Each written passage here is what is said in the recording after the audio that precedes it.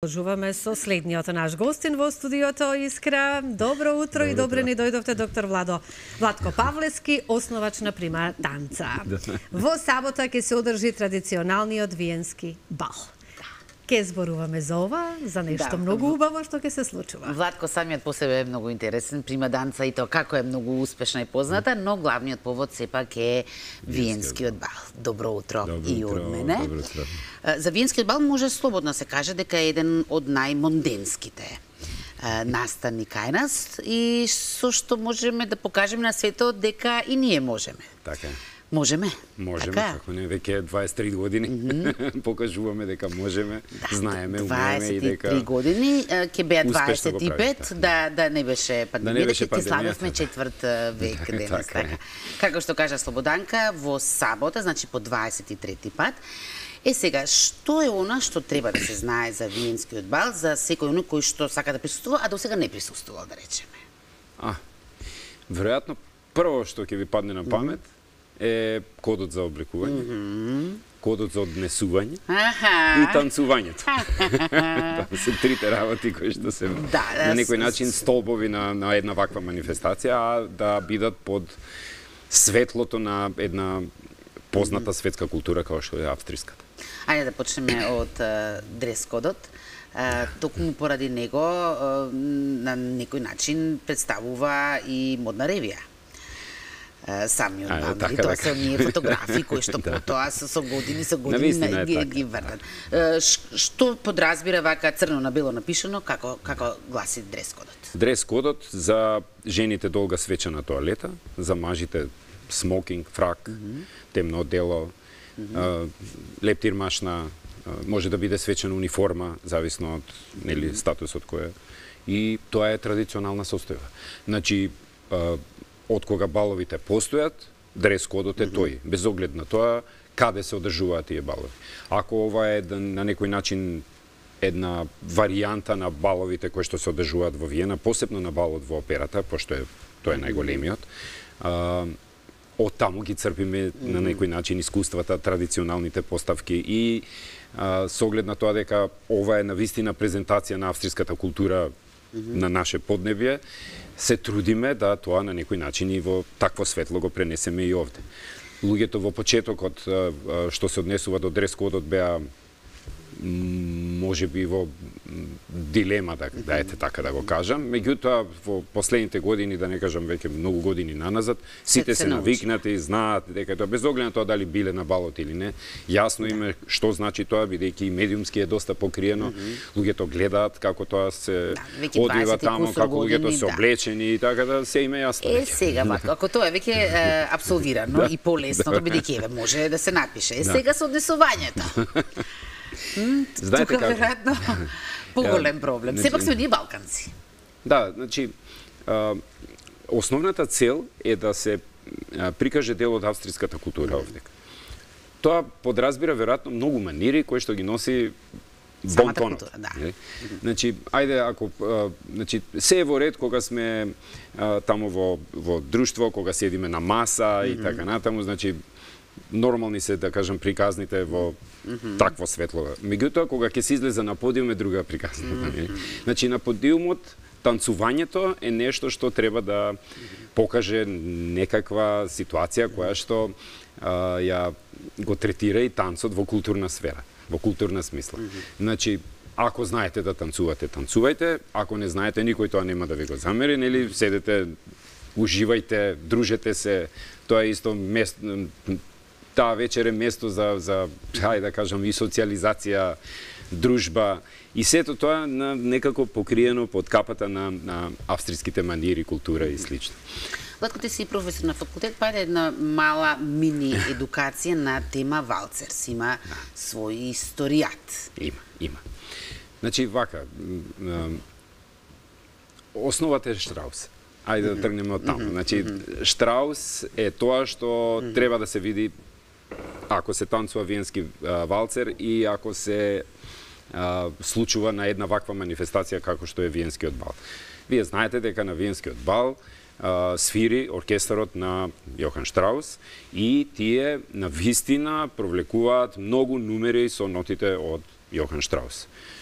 кој знае да танцува валцер, па дури и тие што не знаат и што умеат да се снајдат на подиумот, уживаат во тие ритми и танцуваат виенски валцер. Виенскиот валцер е во принцип едноставна состојба на танцување ако го танцувате во рекреативна смисла. Ако го танцувате, да кажем, во спортска смисла, тоа веќе има и други карактеристики кои што се посложени и потешки. Кои се тие основни специфики што го издвојуваат овој танц? Значи, прво е брзината. Значи, валцерот е прилично брз. Значи, имаме англиски валцер и виенски валцер, виенскиот валцер е навистина побрз.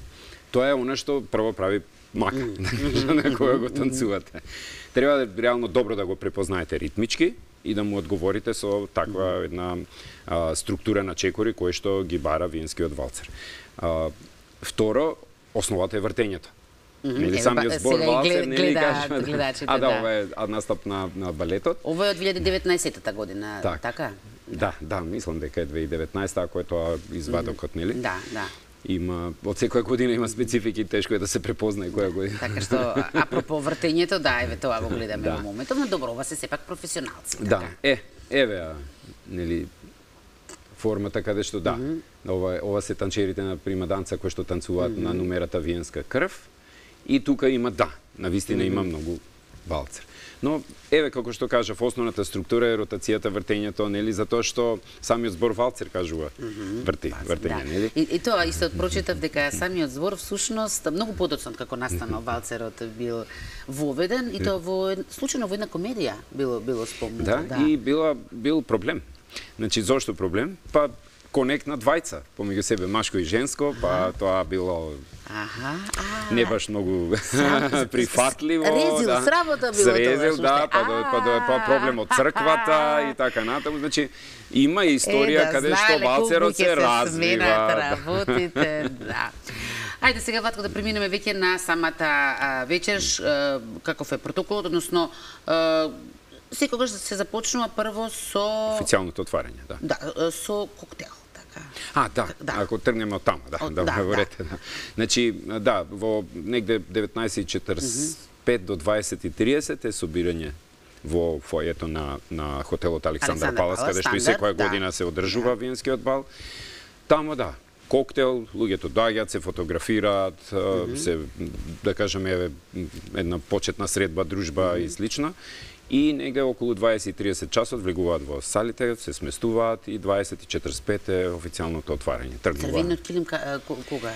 Тоа е кога влегуваат, нели, и тука има пано испред кое се сликаат, се фотографираат, тоа е тоа. И тоа е окей. Сосем мало лично. Кога ќе тргне официјалната програма, тука има традиционална поставка. Поставката е тоа дека формацијата на примаданца излегува со полонеза. Тогаш и кога ќе застанат на подиумот и отварањето со говорот и на презентерот, Вера Мештеровиќ е, нели, презентер, па потоа веројатно ќе се обрати австрискиот амбасадор и не знам уште кој, дали ќе се обрати уште некој, но тие се, нели, оние кои што треба сепак да го дадат својот збор таму. Има и представници од дипломатскиот кор. Има, како и секоја година има доста посетители на вистина од дипломатскиот кор кои што ја ценат оваа приказна. После говорот доаѓа Радецки марш, нели? И настапите на Националната опера и балет, оваа година за прв пат со виенска крв, ќе има солисти кои што ќе пеат и повторно со полонеза формацијата излегува назад, со што, да кажам, официјалниот дел на отварањето завршува. И секако очекуваме дека австрискиот амбасадор со познатото Алес Валцер, нели, сите на Валцер, повелете на подиум, тргнува оркестарот Јохан Штраус да свири блокови од совиенски валцери на Јохан Штраус. Потоа веќе доаѓа програмски содржини кои што се прилично ги има.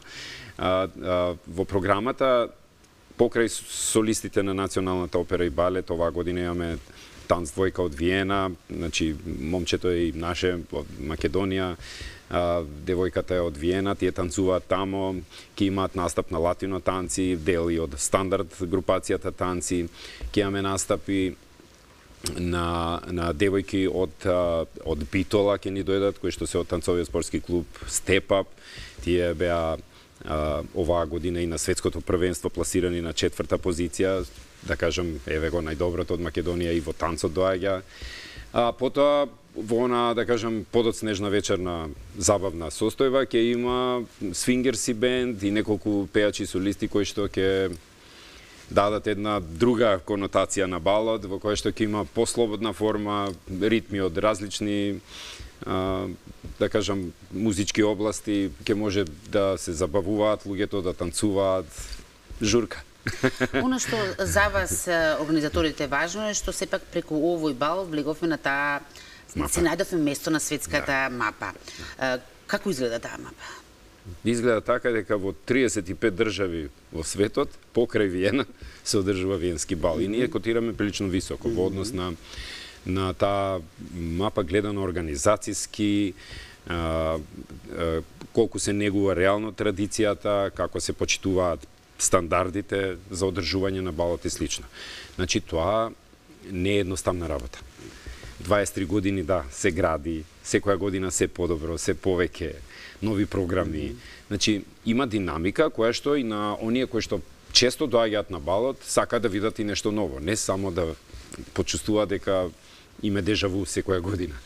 Дежаву, да, може би официјалното, традиционалното отварање, кое што е секаде така, па и кај нас, меѓутоа онаа динамика на програмата подоцна, нели, е секоја година различна и носи нови живи материи кои што и прави празник на очите на сите кои што се таму, нели, кои што Па да, сега со оглед на тоа што веќе наскоро четврт век ќе биде од ова манифестација, тоа значи дека веќе и ние ќе си имаме својвидна традиција во ова, така не сме сега почетници. Но ме интересира, добро веќе сега и гостите се научија, ги совлада сите препреки. Но на почетокот сигурно имало некои, еве да не кажам смешни, но забавни моменти, така? Има се прераскажуваат уште? Има и такви, има анегдоти да влечете таму, има, да. Во дрес-кодот исто имаше испади такви, меѓутоа навистина во последниве години го нема тоа. Значи, зборувам, еве, ајде за дрес-кодот кој ќе кажеме, да, нели ја нема. Значи, не сум приметил јас, барем дека некој ќе се појави со некој друг дрес-код од она што се бара.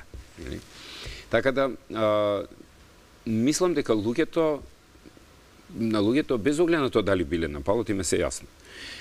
Што значи тоа све јасно? Значи, не значи дека тие доаѓаат и све знаат таму што ќе се случи. Не треба да се предвидливо, така. Меѓутоа дека знаат веќе како на таа манифестација да се однесуваат, што треба да се прави, како се разговара, како се танцува, како се ужива во целата вечер, како се забавува, како се облекува и така натаму. Се е тоа на некој начин врста на стандард, на како што кажав, обвиткана со некое светло кое што е од Австрија, со една таква жичка која што дава моментум на посебна врста на уживање, забавување, танцување и слично, а да сето тоа на некој начин не представува проблем за некој да каже, па ја заради сите тие работи и такви приказки нема да дојдам на Виенскиот балот и не сум подготвен.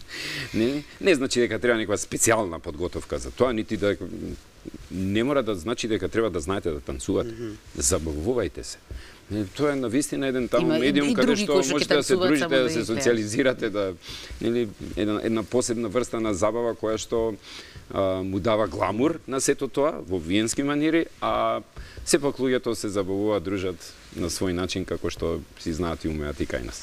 Лако воопшто не е чудно што си дел од организацијата на овој бал, со оглед на тоа што е за прима данца, да речеме, чи што основаш си ти, уште одамна се види дека вие сте тие, преку прима данца, кој што ја воведовте, танцовата култура во Македонија. Зошто е значена таа танцова култура? И што точно представува? Ајде вака, значи, танцот е потреба. Реално. Го имаме во секоја пора од животот, реално. Или без оглед на тоа дали дома ќе си поиграте, дали ќе излезете. И тоа веројатно праисторијата уште го имаме. Тоа е така, да, танцот е, значи, луѓето танцувале да, не знам... Предзборуваат, можеби. Можеби и така, да предизвикаат дожд, за да преживеат. Или слично му се молеле на Господ. Кажи како да го стопреме сега Тоштов, обратното по можност. Потребата била различна низ вековите. Денеска е тоа за обичниот човек забава, разонода, рекреација и слично. Ако одиме во повисоки инстанции, нели го третираме и како спорт. И како спорт, но она што мислам дека на сите ни е потребно и како релаксација, што значи своевидна антистрес терапија, може и така да се нарече. Секако. И кардио. И кардио, да. Кои се танцови кај вас може да се изучат или да се посетат или едноставно да си поиграме и да се релаксираме? Значи, групациите се 30, ајде да кажам, поделбите основни, стандардни, латиноамерикански и модерни танци, кои што ние ги третираме и како во рекреативна, така и во спортска смисла. Значи, прима данца е членка на Танцовата спортска федерација на Македонија, каде што, еве, јас сум и председател на таа федерација неколку години веќе. Значи, во тој систем е вклучена и прима данца со сите нишани, што значи дека го прати системот на надпреварување, учествуваме на меѓународни надпревари, организираме ние, значи еден од, да кажам, најголемите танц надпревари во Македонија е Македонија Опен, кој што еве ноември се и оваа година на мапата. Значи тука се случуваат огромни турбуленции во однос на пласманите, наградите, признанијата и така натаму, затоа што тоа е една жива спортска динамика како и во секој спорт. Колку работите, такви резултати ќе имате. Во прима данца сте отворени за сите, нема никакви ограничувања, предпоставувам. Нема, поготово да кажеме еве во тој рекреативниот дел има и детски и возрастни програми и оние кои што да кажам подолго време ќе се посветат повеќе, или ќе вложат повеќе труд, веројатно ќе дојдат во фаза кога можеме да ги издвоиме и да ги внесеме дури во спортска инстанца, каде што веќе однесувањето е сосема друго, нели? Значи, едно е да рекреирате, друго е да спортувате навистина како спорт. И тоа е се не е само пример прима данца во тоа. Значи, еве, како што кажав, сите наши клубови кои што се внатре во федерацијата, на некој начин по овие принципи се водат и танцот мислам дека во ајде да кажам во последно време мислам дека добива малку повеќе на значение во подеме. Кога заврши за време на ковидот беше страшно, нели, кога заврши ковидот некако си дојде тоа све на свое место.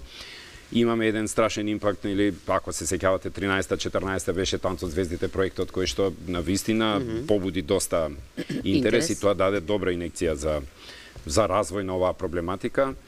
Еве сега и во школството, нели во програмите, основните средните училишта, професорите по физичко воспитание имаат дел од програмата танц, каде што се обврзани да работат со децата, затоа што преку тие програми тие откриваат и многу други квалитети и способности на детето, користејќи го танцот како средство.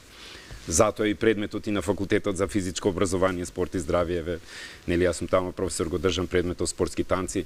Значи, студентите утре кои што ќе бидат професори по физичко образование и воспитание треба да се обучени да работат со децата и за делот од курикулумот, од програмата во основните училишта по физичко образование, кој што се однесува на танц.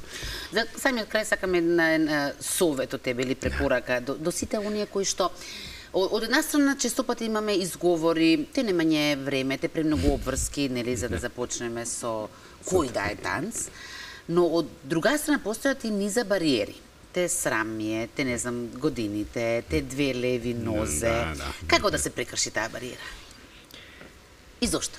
Сега ќе кажам, значи, кога ќе дојдем, јас не сакам многу да учам затоа што имам две леви нозе. Значи, мојата прва реченица не е точно, имате една лева и една десна. И секој почнал од првиот чекор.